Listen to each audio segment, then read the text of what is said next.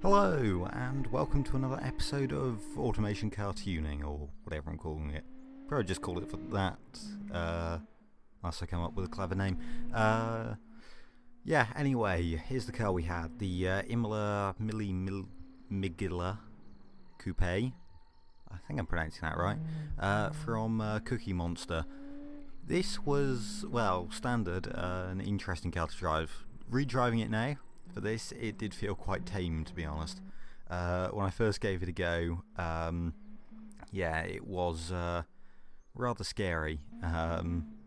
Easy to push over the limit. To be fair, I wasn't driving it that hard here, but quite a lot of laps were ruined by me spinning in easy places. That right-hander onto the bridge, I spun quite a few times with this car. Then again, I'll probably spin there with every car, as that's just way too easy to spin on.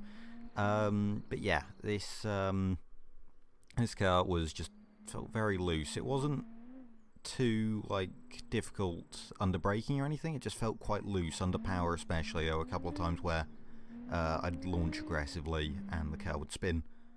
So that was something to try and look out for, but also try and get some performance in. So I'm going to try and do that, or did try and do that, because this is pre-recorded and all that. Let's go to tuning now.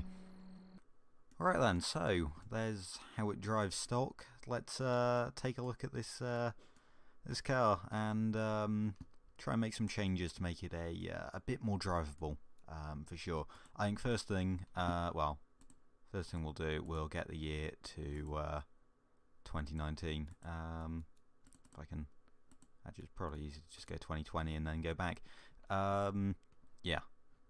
Modernise all that, because I don't want to have to deal with 1960s tech. I think keeping the wheels magnesium makes sense. I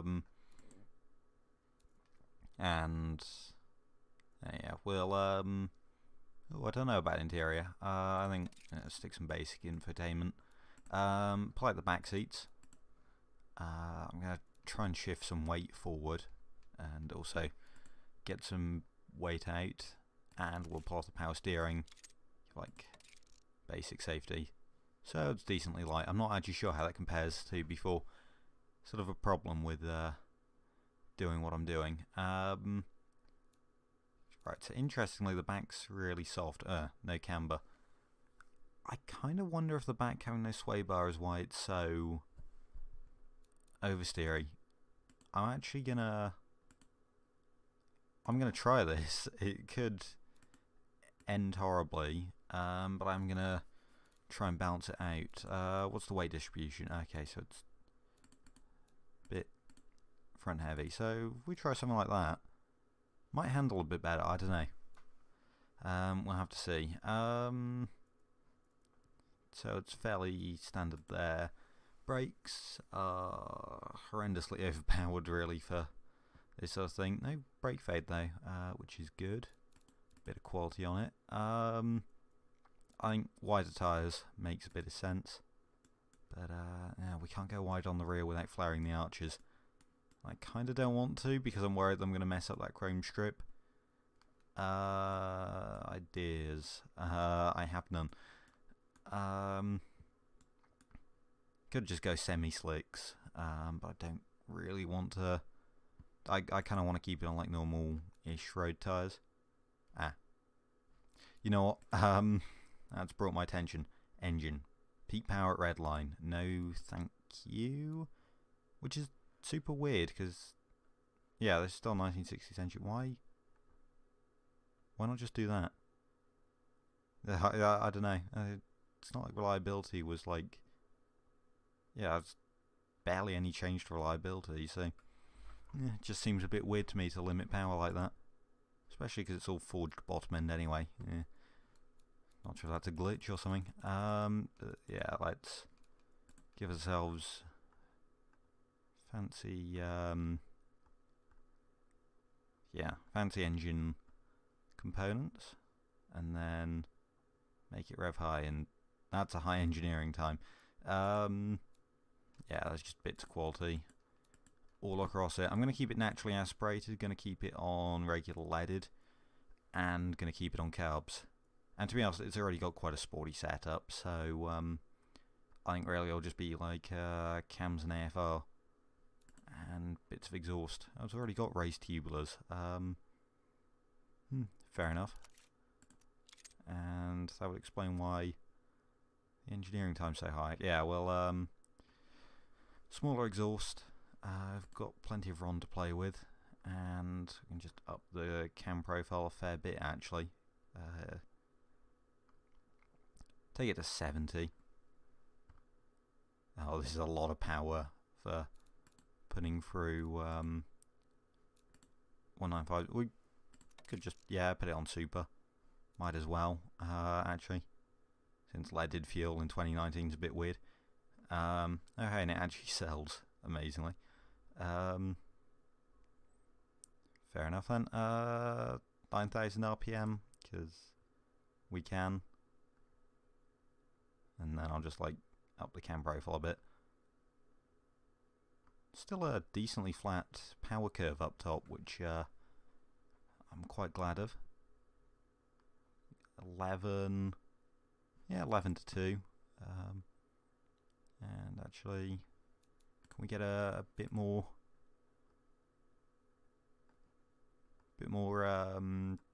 ignition timing in there?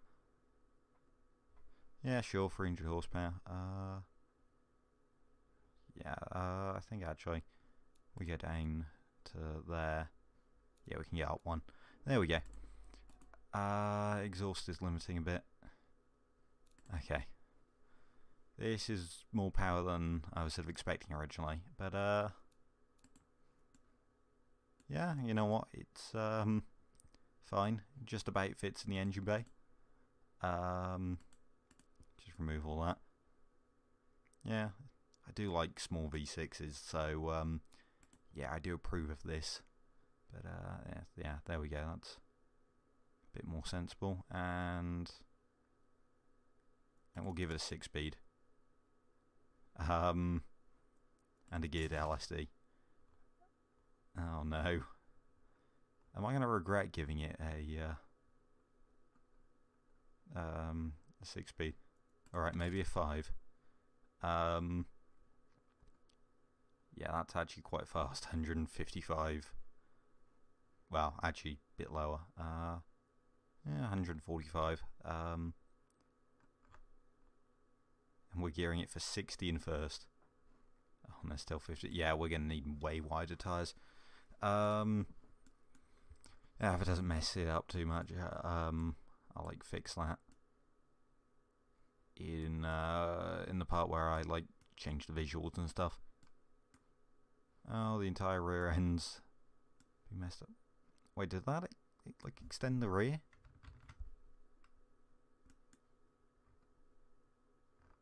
Oh, great. That's only 205s, 225s.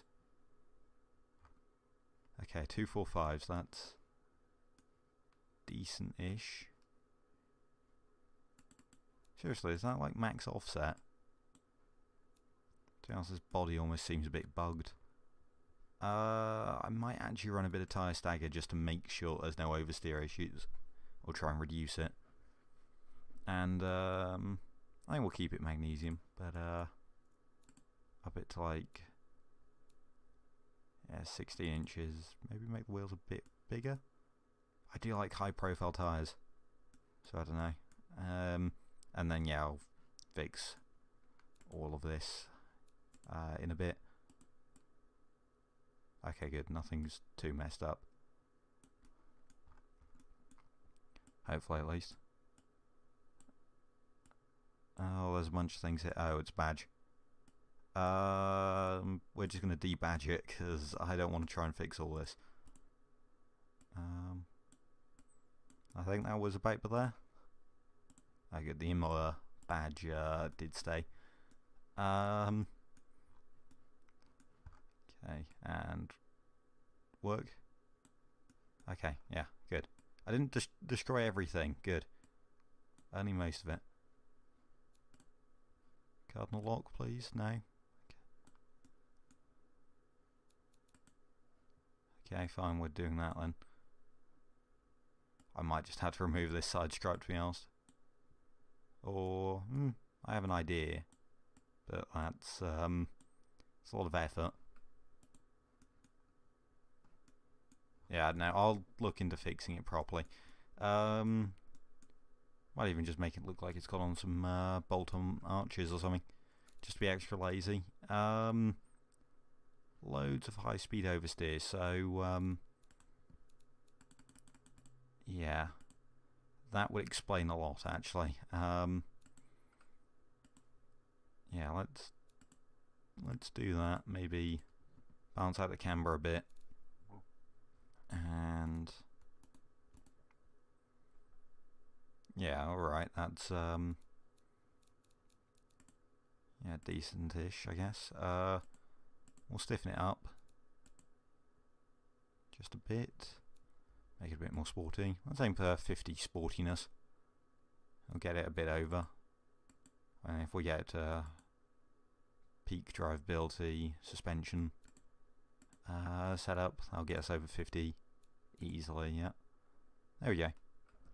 Okay, that's decent. It's still decently comfortable. Pro thanks to that sports interior. And yeah, just it's a decent braking setup. Make the front brakes vented. That gets us just under 1,000 kilograms. This is a lot of power for something this light, and from a naturally aspirated engine too. Now, it's not as small of a V6 as I thought it was. I thought it was like a 2.4 litre or something. No, that makes the power less shocking then. But yeah, to be fair, considering it's carbs and from 1962, I mean, sure, we've modernised it, but it's still, yeah, that's a fair amount of power. I think it's going to go quicker, if nothing else, because I think I've sorted out its oversteer issues. Well, I hope at least.